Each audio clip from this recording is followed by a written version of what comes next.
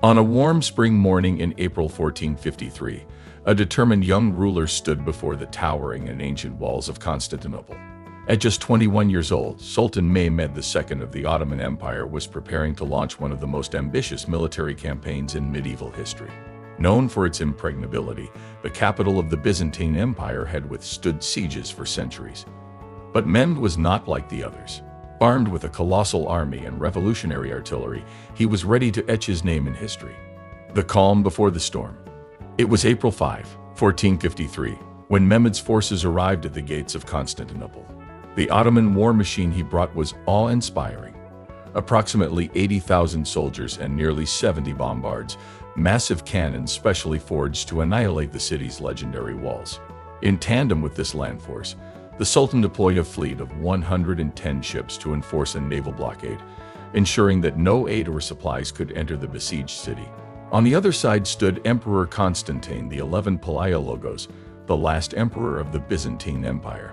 His defenses were meager in comparison. A ragtag force of about 7,000 men, including 5,000 local Byzantines, 1,000 seasoned Italian mercenaries, and around 500 troops sent by the Pope and the Kingdom of Aragon. By sea, he commanded only 21 ships, half of them Greek and the rest belonging to various Italian states. The defenders' only solace was the city's impressive fortifications, most notably the Theodosian Walls, a triple-layered bulwark that had repelled invaders for a millennium. To further secure the Golden Horn, the Byzantines had stretched a thick iron chain across its entrance, barring any enemy ships from accessing the city's northern harbor. Ottoman firepower unleashed. As soon as Mehmed's engineers positioned the cannons, the bombardment began. The earth trembled under the thunder of the bombards as they hurled enormous stone projectiles at the walls. Yet, despite their raw destructive power, these early cannons had long reload times and questionable accuracy. This gave the Byzantines precious hours to repair damage under cover of darkness. Over the following 2 weeks, Sultan Mehmed's artillery pounded the Theodosian Walls relentlessly, while the defenders, led by the resourceful Genoese mercenary Giovanni Giustiniani, launched several daring sorties to disrupt the enemy lines. Although these counterattacks occasionally succeeded, sometimes even destroying Ottoman artillery, the Byzantines paid dearly in casualties. Innovation at sea. The chain is broken. A turning point came on April 22. In an astonishing feat of engineering, the Ottomans constructed a wooden road greased with animal fat across the Galata Hill north of the city. They dragged their ships overland, bypassing the protective chain and sailing directly into the Golden Horn. This bold move devastated Byzantine morale. Troops were now forced to redeploy from the land walls to defend the northern harbor, stretching their already thin resources. In response, the Byzantine fleet launched a desperate night attack on April 28. Using fire ships, they tried to destroy the Ottoman vessels that had breached their defenses. Despite intense fighting, the Byzantines were soundly defeated, and their entire fleet of 21 ships was lost. The battle for the walls. With the city's defenses increasingly compromised, men prepared for an all-out assault. The initial attacks were repelled with fierce resistance. Eyewitness accounts, such as that of Venetian nobleman Niccolo Barbaro, tell of the unflinching bravery of the Ottoman soldiers. Even as they fell under a hail of arrows and gunfire, comrades risked their lives to recover the bodies of the fallen, rather than leave them before the walls. Still, the city's fortifications held firm. In frustration, men turned to a new tactic: tunneling. Serbian miners, experts in siege warfare, were brought in to dig under the walls in an effort to collapse them from below. But the Byzantines, familiar with such techniques, countered with their own mining crews. The underground war nullified itself, buying the defenders more time. The final offer and refusal. With the siege dragging on and no quick victory in sight, Mehmed extended an offer of surrender. Emperor Constantine's response was resolute and defiant. He refused to hand over the city, declaring that he and his people had collectively chosen to fight to the death, rather than surrender their sacred home. The Sultan was now racing against time. Every passing day increased the risk of a Christian relief force arriving. Some of his advisors even urged him to abandon the siege. But for Mehmed, retreat was not an option.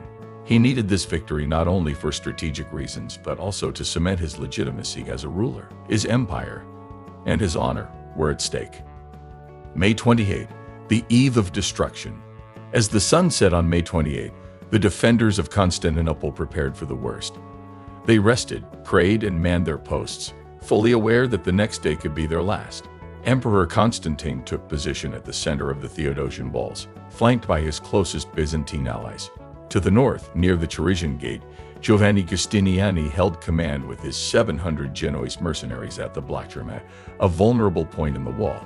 Across the field, the Ottoman army, tens of thousands strong, stood ready for one final push.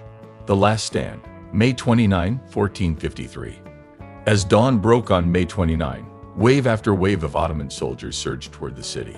The first assault force, composed of irregular Azaps and Serbian infantry, threw themselves at the defenses. They were met with brutal resistance, particularly around the emperor's position, where his bodyguard fought with unwavering determination. Following them were waves of better armed and more disciplined Turkmen mercenaries. The Genoese under Giustiniani faced tremendous pressure. During the fighting, Giustiniani was seriously wounded. His injury caused a collapse in morale among the Italians, many of whom began retreating toward the docks in a desperate bid to flee. Sensing weakness, Mehmed committed his elite janissaries, the best trained and most formidable force in his army. Fully armored and disciplined, they poured through breaches in the weakened walls. It was the final blow. With defenders overwhelmed and their lines broken, the city's fate was sealed. The emperor's end. Even as the walls fell and chaos spread, Emperor Constantine chose not to flee. According to chroniclers, he proclaimed, "God forbid that I should live as an emperor without an empire."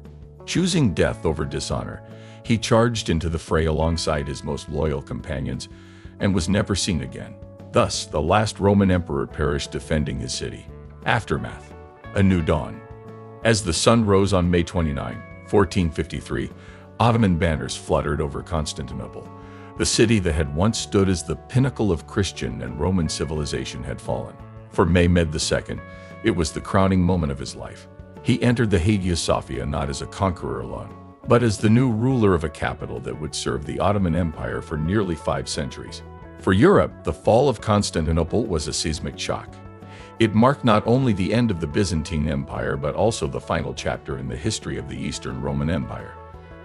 The Christian world had lost a spiritual and cultural bastion, and the door was now open for further Ottoman expansion into Europe.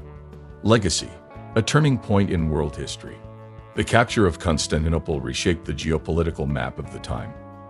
Mehmed earned the title the Conqueror and laid the foundation for an empire that would stretch across 3 continents. The loss of Constantinople also accelerated the Renaissance in Western Europe, as scholars fled the city with ancient manuscripts and knowledge that would spark new intellectual movements.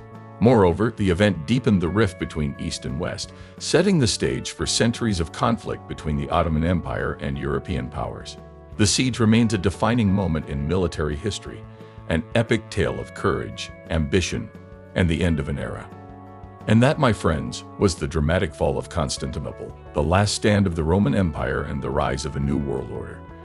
If you enjoyed this journey through one of history's most pivotal moments, filled with courage, cannons, and empires on the brink, make sure to smash that like and don't forget to subscribe. Thanks for watching, and as always, stay curious, stay brave, and keep exploring history.